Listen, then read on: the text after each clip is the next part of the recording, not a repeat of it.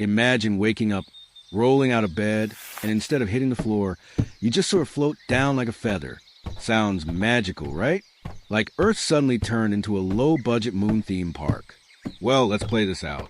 What if gravity on Earth was cut in half this morning?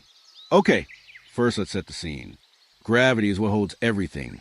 You, me, oceans, coffee mugs, skyscrapers, down to the planet. Normally, Earth's gravity pulls with a strength we're all used to, 1G. But in our scenario, Earth somehow decides, let's do half a G today. That means you instantly weigh 50% less. A 200-pound person? Now, they're just 100 pounds. Congratulations! You've been on the most effective diet in history. So what happens first? Sports. Instantly, every single basketball game turns into an NBA Jam highlight reel. Players could dunk from the free throw line without even trying. Soccer balls would arc across the whole field. Even the nerdiest middle schooler could suddenly outjump Michael Jordan. PE class would be chaos.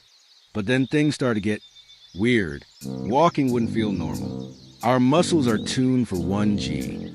So with half gravity, each step would feel like bouncing on a trampoline. Fun for 5 minutes.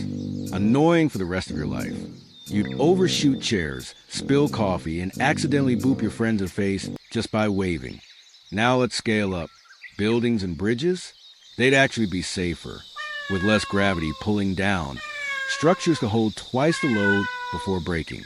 Your ceiling fan could probably handle a small elephant, which is handy because animals will be bouncing too. Imagine cats leaping onto your fridge and missing because they overshoot into the curtains. But while structures get stronger, nature gets dangerous. Oceans don't just sit there politely. Gravity holds water down. With half gravity, tides would grow gigantic because the moon's pull wouldn't be balanced by Earth's pull. Coastal cities? Flooded daily, with waves the size of skyscrapers. Surfing would be either incredible or instantly fatal. And speaking of balance, the atmosphere is held close by gravity. 2. With only half the pull, the air would puff up, spreading higher into space. Breathing wouldn't be impossible, but the sky would look different. Sunsets would smear in weird colors. Airplanes would need longer runways. And weather? Oh boy. Storms would reach way higher, and hurricanes would flex like they've been hitting the gym. Here's the part that really messes with us. Orbit, satellites, the moon, even Earth's path around the sun all depend on gravity. If Earth's pull weakened overnight, satellites would slip out of orbit like loose car keys in your pocket. GPS? Gone. Internet? Mostly gone. That funny video you were going to share? Lost to the void. And the moon? It would slowly drift farther away, which means weaker tides messed up calendars, and maybe even wobblier seasons. Earth itself might stay in orbit around the sun, but everything about life down here would feel off. Now, here comes the big reveal. Humans aren't built for half gravity. Sure, at first it feels like a cool superpower, but over months and years, your bones and muscles start to weaken. On the International Space Station, astronauts in microgravity lose serious bone density, even with daily exercise. On half-gravity Earth, you wouldn't get the full space effect, but you'd still start shrinking, softening, and breaking more easily.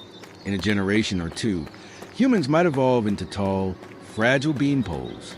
Great for slam dunks, terrible for, existing. So let's wrap it up.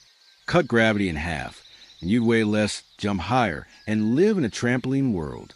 Cities would flood, storms would rage, satellites would fall, and humanity would slowly turn into noodle people. Basically, it's fun for a day, horrifying forever. But hey, luckily Earth isn't about to cut its gravity in half, so you can enjoy your coffee without it floating out of your mug. What about you? If gravity dropped this morning, what's the first thing you'd try? A giant jump? Slam dunk? Or just finally carrying all your groceries in one trip? Let me know in the comments, and don't forget to like and subscribe for more science what ifs. See you next time.